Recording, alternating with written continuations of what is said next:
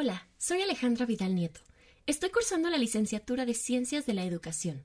Mi matrícula es CTM 075802 y este podcast es parte de mi proyecto modular de la materia de Psicología Evolutiva 2. En este proyecto he tenido que hacer investigaciones sobre diversos temas, todos alrededor de la salud mental, su importancia y las consecuencias que tiene el no contar con ella. En específico, para este podcast, escogí el tema de la afectación de la salud mental en las emociones y me adentraré en las emociones negativas, las cuales hacen que no contemos con salud mental. Las emociones son reacciones psicofisiológicas que todos experimentamos a diario, aunque no siempre seamos conscientes de ello. Son de carácter universal, bastante independientes de la cultura y generan cambios en la experiencia afectiva, en la activación fisiológica y en la conducta expresiva. Surgen ante situaciones relevantes que implican peligro, amenaza, daño, pérdida, éxito, novedad, y nos preparan para poder dar una respuesta adaptativa a esa situación. A lo largo de nuestra evolución como especie, gracias a las emociones hemos podido responder rápidamente ante aquellos estímulos que amenazaban nuestro bienestar físico o psicológico, garantizando nuestra supervivencia. Además de esta función primordial adaptativa, las funciones cumplen una función social y otra motivacional. La función social facilita la comunicación de los estados afectivos y promueve la conducta prosocial. Y por otra parte, la emoción es la encargada de energizar una conducta motivada, aquella caracterizada por poseer dirección e intensidad. Una conducta cargada emocionalmente se realiza de forma más vigorosa y se ejecutará de forma más eficaz, adaptándose a cada exigencia. En definitiva, existe una relación estrecha entre emociones y salud. La reacción ante determinadas situaciones y las emociones son diferentes en cada individuo. Hay personas que ante un exceso de carga emocional tienen problemas físicos, como los trastornos digestivos, por ejemplo. También problemas cognitivos, como la excesiva preocupación o las obsesiones. Y por último, las conductuales, como las adicciones. Por lo tanto, hay un síntoma de alarma diferente para cada persona. Las reacciones que tenemos ante situaciones de peligro, amenaza, daño, pérdida, éxito, etc., son de carácter universal, bastante independiente de la cultura. Producen cambios en la experiencia afectiva, en la activación fisiológica o en la conducta expresiva. Además, desde un punto de vista psicológico, emociones como la alegría, el miedo, la ansiedad o la ira son emociones básicas que se dan en todas las personas de todas las culturas. Son esencialmente agradables o desagradables.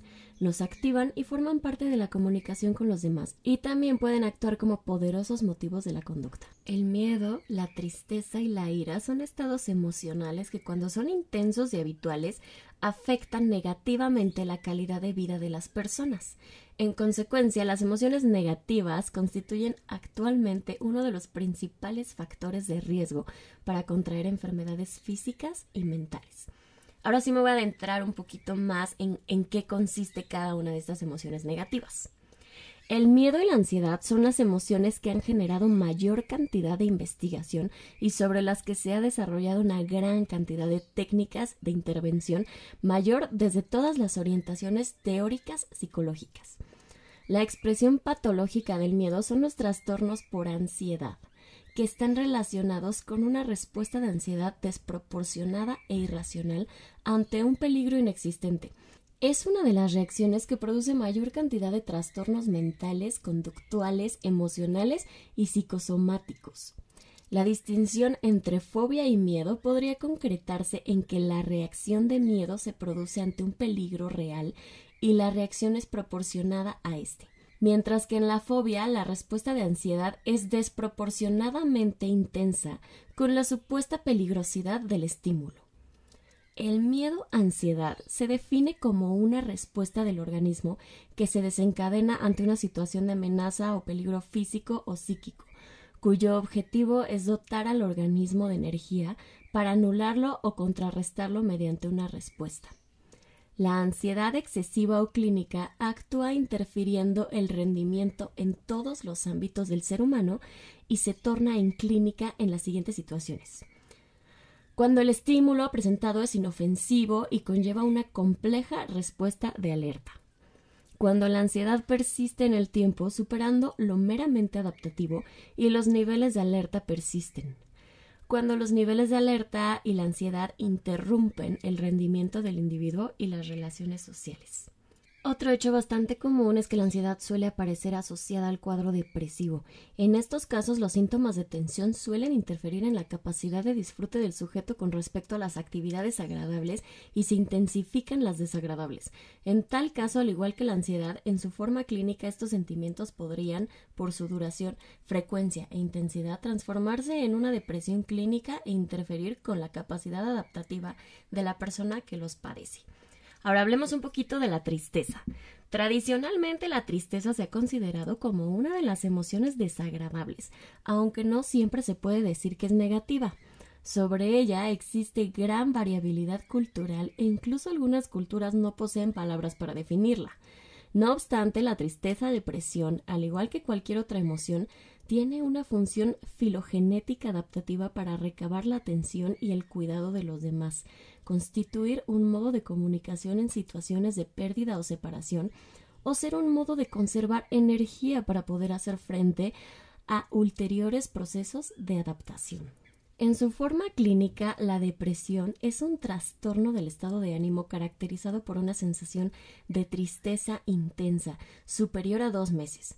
Se produce por diversas causas, acontecimientos de la vida diaria, relacionados con pérdidas o incapacidad para hacerles frente. Cambios químicos en el cerebro, efecto secundario de medicamentos, trastornos físicos o médicos.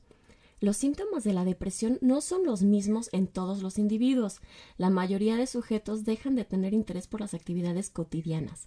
Sienten fatiga o sensación de lentitud, tienen problemas de concentración, trastornos de sueño, sentimientos de culpa, inutilidad o desesperanza, aumento o pérdida de apetito o de peso, disminución del deseo sexual, ideación suicida, pensamientos negativos sobre sí mismos, etc.